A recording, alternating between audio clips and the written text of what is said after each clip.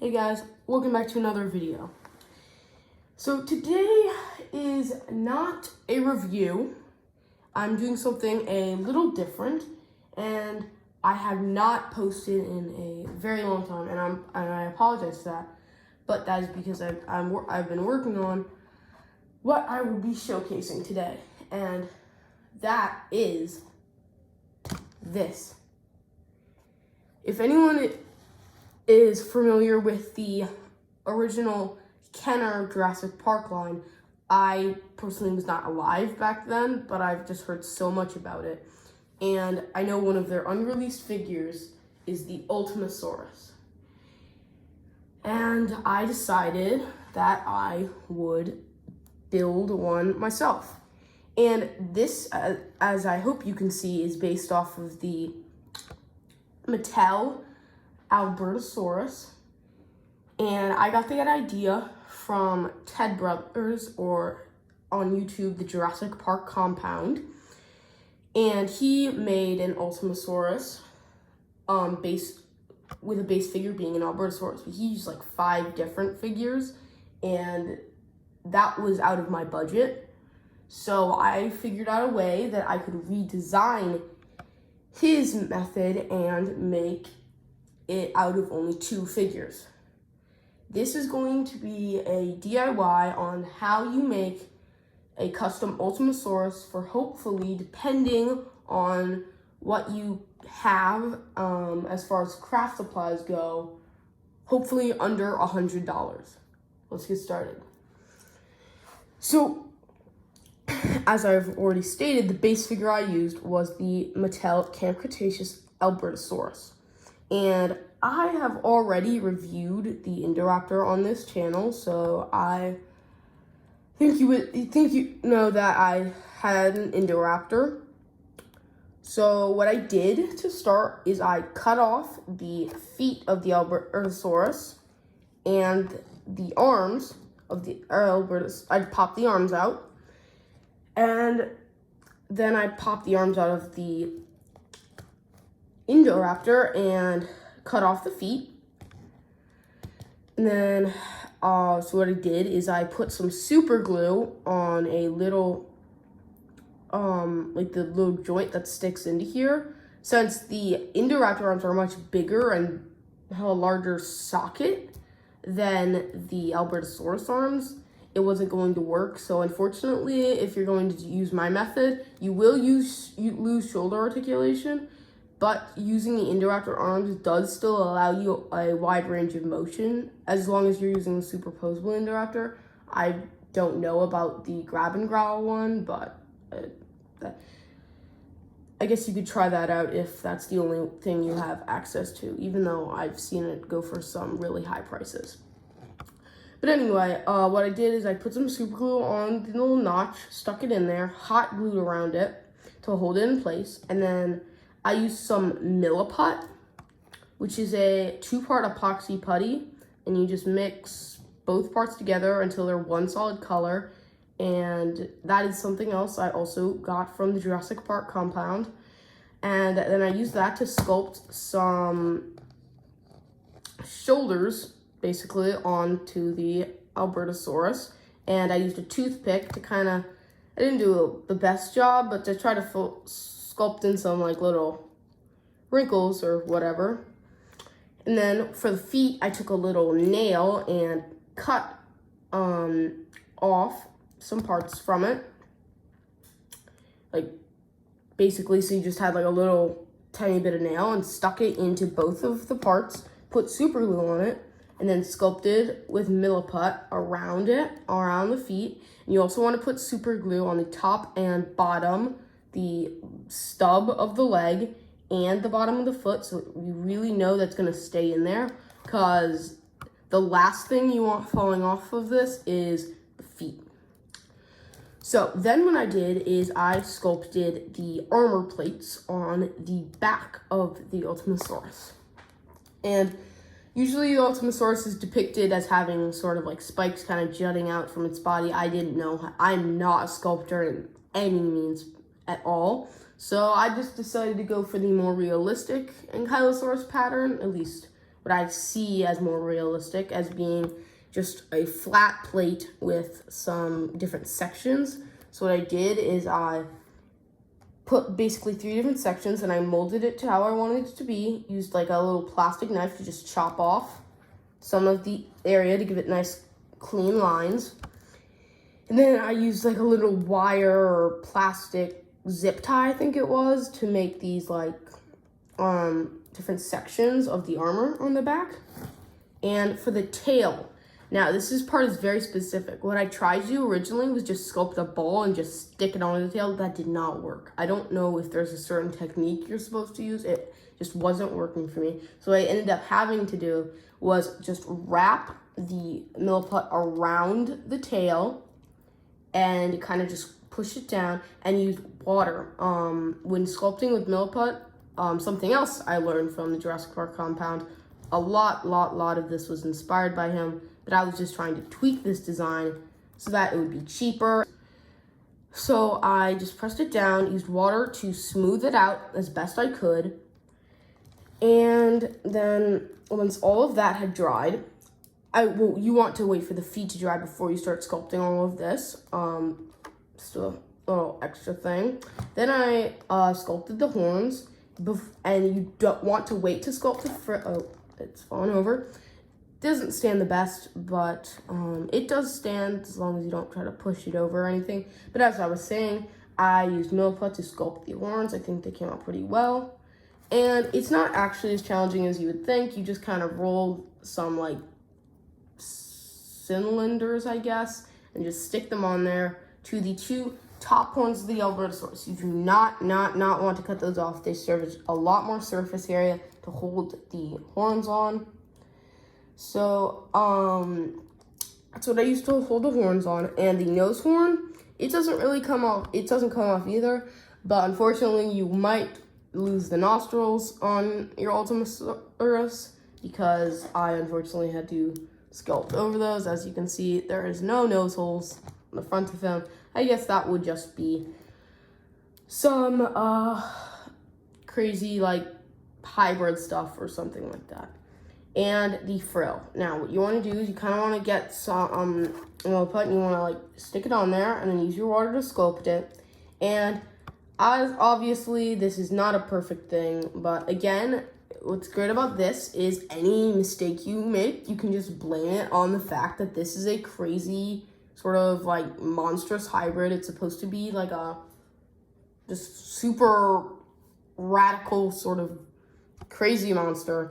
And any mistake you make could either be just like battle damage or just some error in the geneticist's code, whatever you want to imagine.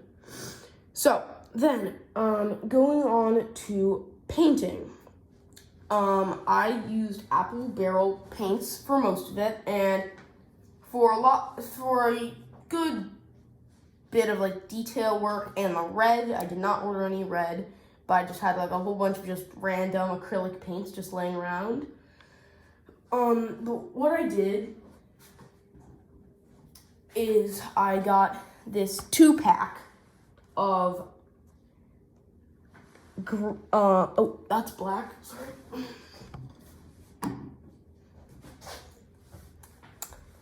Pavement and granite gray. It comes in a 2-pack, and I just mixed it together until I got the color I wanted. And I just basically covered the entire body in that gray paint. Pretty much a base coat. I just used some like, they're nicer artist brushes. But I didn't find any just like neutral gray for some reason on Amazon, which is where I got all the parts from. So you get this 2-pack, and that allows you just to kind of get the gray shade that you want. And it took me about 2 coats and then some touch-ups. So yeah, that's basically what I did to start.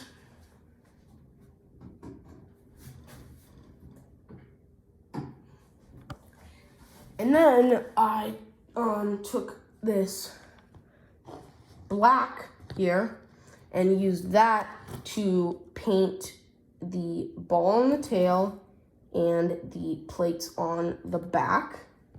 And this is very good covering black. Like it only needed one coat for me. And so you can see that is very deep black. There's like no color showing through that. Then I just did some kind of like, I think like some cool tiger stripes or whatever. I just kind of got creative. I thought that would look cool. Then I did like one stripe coming down the back here. And then, as I said, I don't actually have the specific paint mixture, but just mix some like red and brown together until you get the color you want. And you paint the head, the arms, and the feet, which is what I did. And depending on what different types of paint you're using, it took me a lot of coats. The first time it looked like it was never gonna get covered. The second time it looked the exact same.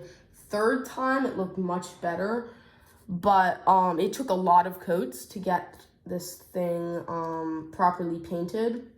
So just be patient with it. Know that it will come along eventually. It just might take a little bit. And once you have all of that painted, you are going to want to work on the details.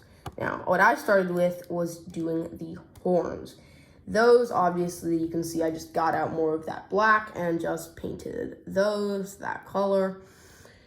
And after that, I got some of this gloss pink. It's supposed to be gloss color. I don't know if the finisher I used kind of dulled that down or anything, but that also took a lot of coats, probably like 5 or 6, just because I had accidentally just filled them out with red, because I thought this would just have better coverage, but that took a lot of coats of the pink paint. And then what I did was I took that same black color that I used on the horns and painted the claws and the feet claws. And this little hanging claw thingy back here, I'm not exactly sure what that is called, but just that little claw towards the back of the foot. I think that's kind of like the back foot that, like, as you may know, that chickens are very closely related to dinosaurs. I've seen that chickens have like this kind of toe that faces backwards. I guess that's kind of like a dinosaur version. I don't know. I've just never actually learned about what that is.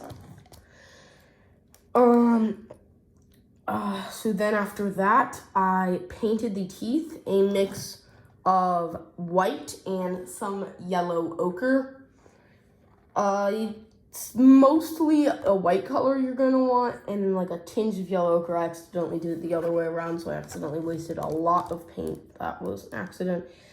Oh yeah, and one thing I forgot to mention with the sculpting. Now, I didn't exactly put my Ultimasaurus's feet on properly. As you can see, the back foot is kind of weirdly positioned. It does kind of look almost like movement and kind of like it's walking.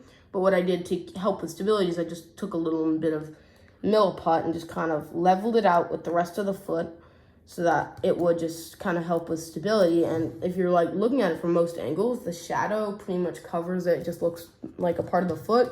So I think that works pretty well if any of your feet are misaligned. Then you'll want to do all of your touch-up work, and then you'll want to paint this little thing. I don't know what this is, but it's like almost a tooth way in the back. Not exactly sure what it is, but I painted it in black. Thought it would look cool, it did. And then that took so long to get right. It took me maybe 4, 5, 6 tries just to get that eye correct.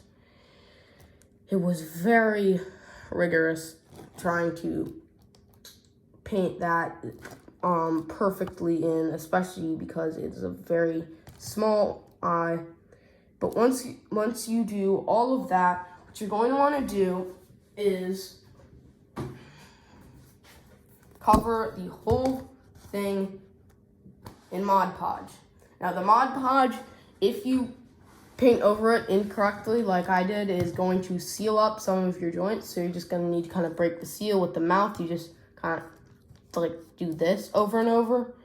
And the paint did kind of break mine a little bit. Not really, it just kind of gets the mouth stuck. So I do have to push it open a little bit to make it go all the way open, and the mouth doesn't close fully. But whatever, that's not a big deal. And this back button on the tail, that was a real pain trying to break that in. But just put some muscle, just try to break it open. And I think it'll be fine, hopefully, as long as you have some good strength. And as far as applying Mod Podge goes, it terrified me. I thought I was just gonna paint the whole thing with this white glue. It would not dry clear, and then I would just be stuck with a ruined figure. The exact opposite happened, and it looks amazing in my opinion, and it'll keep all that paint from chipping off or anything. So now, I'm just going to kind of zoom in. I'm not gonna really say anything, just show you kind of all the different sculpts of how this may turn out if you choose to do it the way I did. So I'll just be quiet and show you.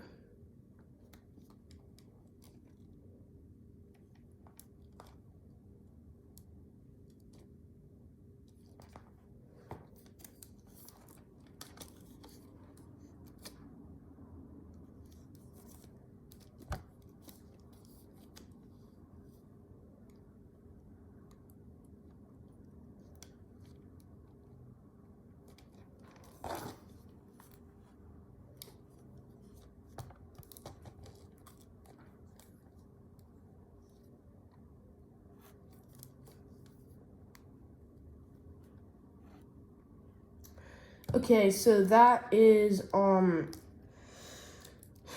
Ultimasaurus in all its glory, and now I shall show you all the articulation. It has most of the articulation still from the Albertosaurus. It has the tail moving, head spinning thing, and you press the button on the back, and the mouth will close. The shoulder, like I said, unfortunately, has to be sculpted over. If you know a way that you can get that to work, great, good job, you. But it still does have a pretty wide range of motion with the articulating hands that rotate 360 degrees, same as the Indoraptor, and elbows that rotate 360 degrees. The legs, again, pretty much the same thing. And if you do the stripe like I did, it actually is very helpful, so you know where the neutral position is. So that is really all the articulation of this figure. Not the most highly articulated figure, though it is still pretty good. And if you position them properly, the arms can reach down and touch the ground. If your Ultimasaurus is a little top heavy, that could help with that. And I'm going to do some measurements. I'm sorry I did not do them for the Indoraptor. I just completely forgot about that. But you might be able to get a sense of how big it is when I start with comparisons. This is, by the horns, exactly 14 inches long, and to the top of the frill, just about 7.5 inches tall. And here are some comparisons. Starting with the Indoraptor. So here it is next to the big baddie from Jurassic World, Fallen Kingdom. They scale pretty well together. They're roughly the same size, though the Indoraptor's tail is definitely longer. One thing I definitely like about the Indoraptor. But yeah, I think they look really awesome next to each other. And next, I want to do something that I don't even know what brand it's by, but when I was ordering, as you know, I already had the Indoraptor, so I didn't want to just completely take that apart and lose an Indoraptor. Unfortunately, that's what I had to do because I went on Amazon and I searched for superposable Indoraptor, and there was this one for $40. And I also saw this thing for $20. And of course, they showed it on a white background with no hands or anything implicating that this is not the superposable Indoraptor. And this is how much I feel like I got ripped off. They have literally sculpted in articulation joints where there is nothing. I mean, you could not tell that this isn't an articulation joint on foot and on the ankles here and on the wrists are here. Nothing. The knees don't have anything, though they did put this in, which I thought was a little weird. It does serve as a cute little baby Indoraptor, but it was kind of annoying because I had to get another replacement Indoraptor after this one. Though, instead of ordering yours for $40 on Amazon, you can get it for half the price at Target, which is what I found out when I was just going there one day. Try to get this guy to stand here, but you can definitely see that it is a cute little baby Indoraptor for any of you guys who want just like a little diorama display piece kind of thing. There we go, it stands. So yeah, it looks pretty cool. Next, I'm going to show this with the Tyrannosaurus Rex.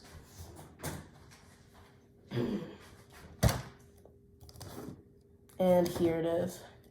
Obviously, the T-Rex is huge, completely destroys the thing. But judging by the amount of weapons this Ultimasaurus has, it almost seems unfair. So yeah, I think these two look amazing together. You could definitely do a really cool sort of like final battle scene, almost like the T-Rex and the Indominus Rex.